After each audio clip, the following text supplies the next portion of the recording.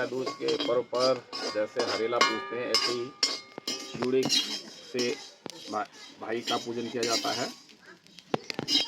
इन चूड़ों को बनाने के लिए 11 दिन पहले मुहूर्त निकाल करके धानों को भिगाया जाता है स्वच्छ पानी में, और उसके बाद आज भैया दूज के दिन प्रातःकाल से ही स्नान ध्यान करने के बाद, पूजा पाठ करने के बाद,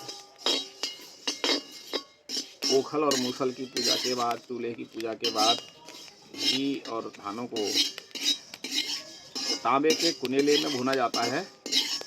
लेकिन तांबे के कुनेले को हमने नहीं लिया, हमने लोहे की कढ़ाई ले ली है। और इसके बाद इनको बहुत तेज़ गति से दो लोग ओखल में दो मूसलों से कूटते हैं।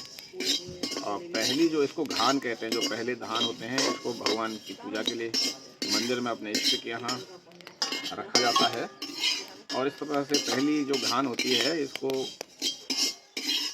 हम जो है पूजा के लिए उपयोग में करते हैं। और जो अंतिम घान होगी वह संध्या घान कहते हैं उसे, और वो चेली बेटी, घर में जो बेटियां होती हैं उनके लिए वो स्पेशल होती है। उसके पीछे का हेतु है कि पहले बेटियों के लिए थोड़ा परेशानियां, दिक्कतें होती थी, तो उनको स्पेशल इसी निमित्त तो उनको दिया जाता था। और आज ऐसा नहीं है, लेकिन हमारी परंपरा है, इस परंपरा को हम बनाए रखने के लिए आज भी वो प्रक्रिया अपनाते हैं। ये परंपराएं अब समाज में कुछ ही लोगों के द्वारा रखी जा रही हैं। हम इस परंपरा का निर्वहन करने के लिए ही इन चीज़ों को कर रहे हैं, क्योंकि धीरे धीरे ये सब चीज़ें विलुप्त होती चली जाएंगी, क्योंकि लोगों के पास समय नहीं है और इतने संसाधन लोगों के पास नहीं है। शहरीकरण में 500-400 स्क्वायर फीट में आदमी रहेगा तो कहाँ ये सब चीज़ें कर पाएगा। ये देखिए इनको तैयार हो गए हैं, अब इनको हम तुरंत ये देखिए टमाटर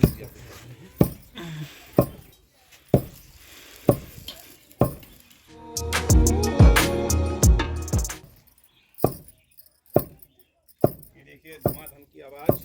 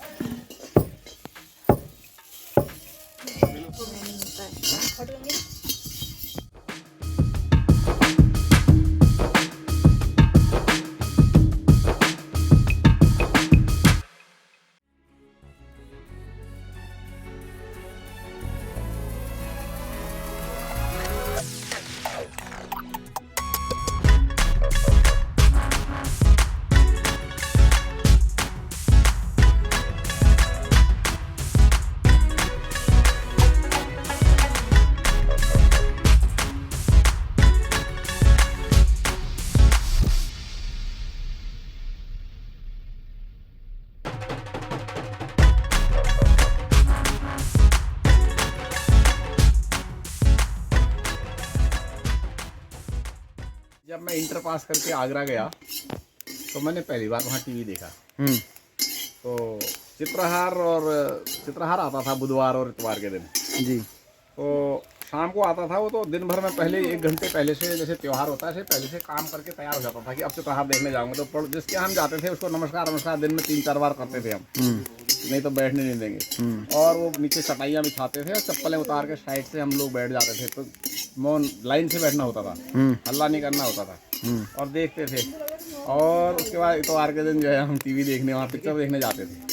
अब मैं सोचता था कि ये हीरो इतने जल्दी कपड़े कैसे चेंज कर लेते हैं ये। तो मैं कमरे पे आके बार बार अपने कुर्ते पजामा टी शर्ट ऐसे बदलने की कोशिश करता था कि जल्दी से पहनूं, हो नहीं पाता था। और बाकी मैं सोचता था टीवी के पीछे से हाथ डाल के, अब दूसरे की टीवी थी, मैं सोचता यार इसके पीछे कैसे जो है हीरो हीरोइन घुसे रहते होंगे। और वो शटर वाली टीवी होती थी ऐसे, और उसमें ताला लगाए रहते थे मालिक लोग।